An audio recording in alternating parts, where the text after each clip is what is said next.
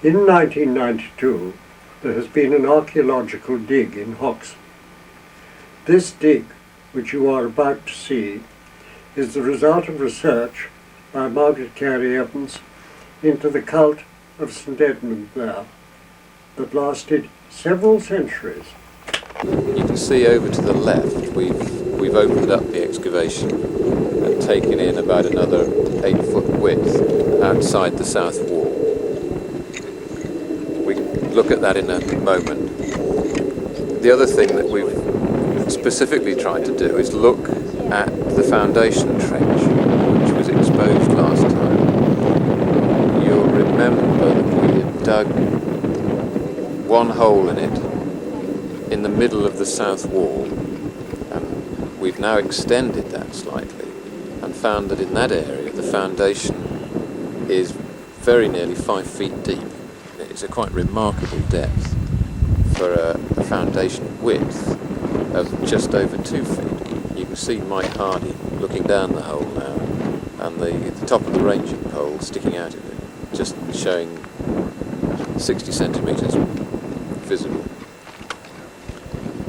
The footing is made out of gravel, which has been packed in, and in that gravel there's a certain amount of tile and brickwork included. If you come down towards the east end where Peter and Norman are working, we find that the footing is shallow, and certainly isn't as deep as 5 feet. It's, well, up to Peter's knee, I suppose, so it's only about 2 foot, 2 foot 6. I'll stop for a moment, okay. So I can go forward and see them.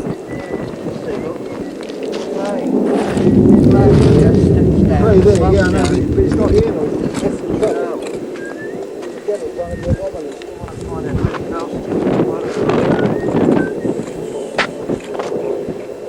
You want to get a view down? Yeah, you do the... When my foot goes down, off you go. Just walk off the edge. Well, this is the deepest part of the foundation trench that we've found so far. To the right and left, we've left the gravel footing material still in there. We've just dug right down to the bottom in that one area. And you can see in the middle of the side wall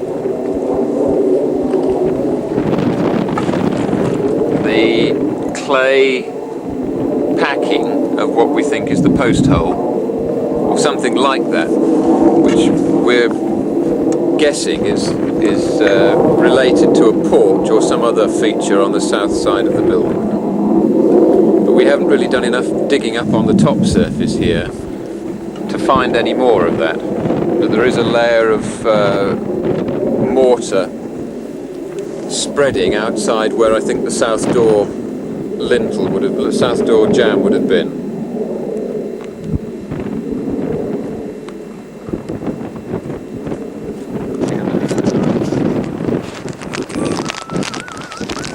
Right, this is a bronze casting counter that we found just outside the area of the south door. You can see that there's a cross in the middle, and then there's an inscription which we can't read, it's too badly corroded, around the outside.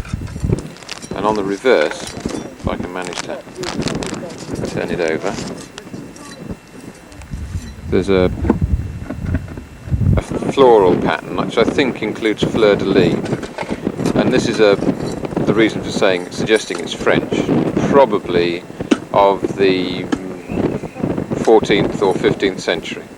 It's rather hard, you'll understand, to date it at this stage until we've got it cleaned and had a good look at it.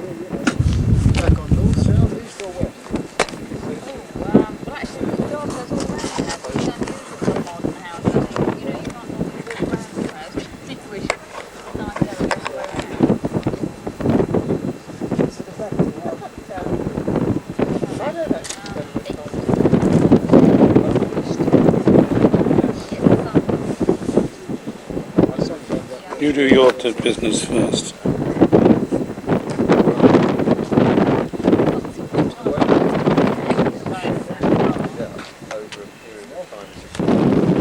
This is the north wall, and we found out by digging down the other side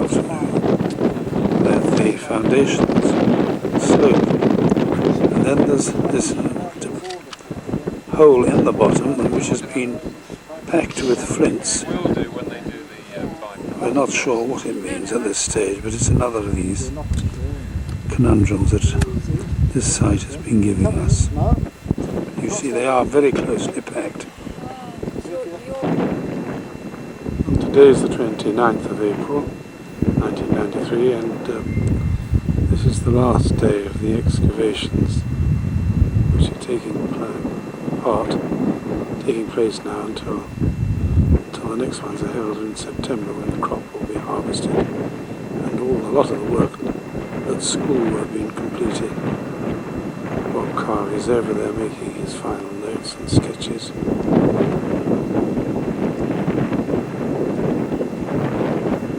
I'll get him to tell us something about it later on. Was replaced and added to for some reason, as yet unclear. In fact, it seems very unlikely that it could have been added to, because the building is obviously an entire feature. It couldn't have been expanded. And it never had an house, did it? No. It always ended as a rectangle. Yes, we cleaned that end off, and there was no evidence of the building extending beyond this area. It's just an interesting, distinctive layer, which I can't explain. The other inexplicable thing at the moment, this side, is...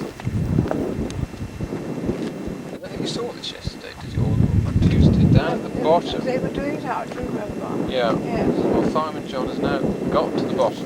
So this is undisturbed soil, and as is this. There's a little trench cut through it,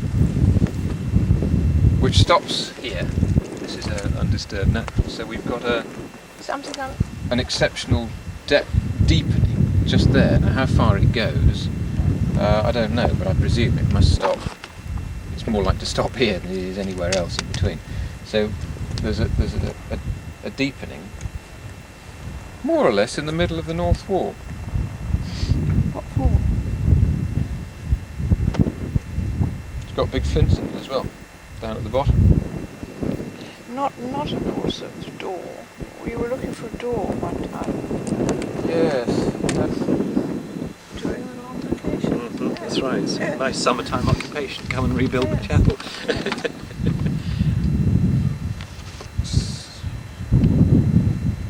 It's quite a substantial amount, really, wasn't it, too?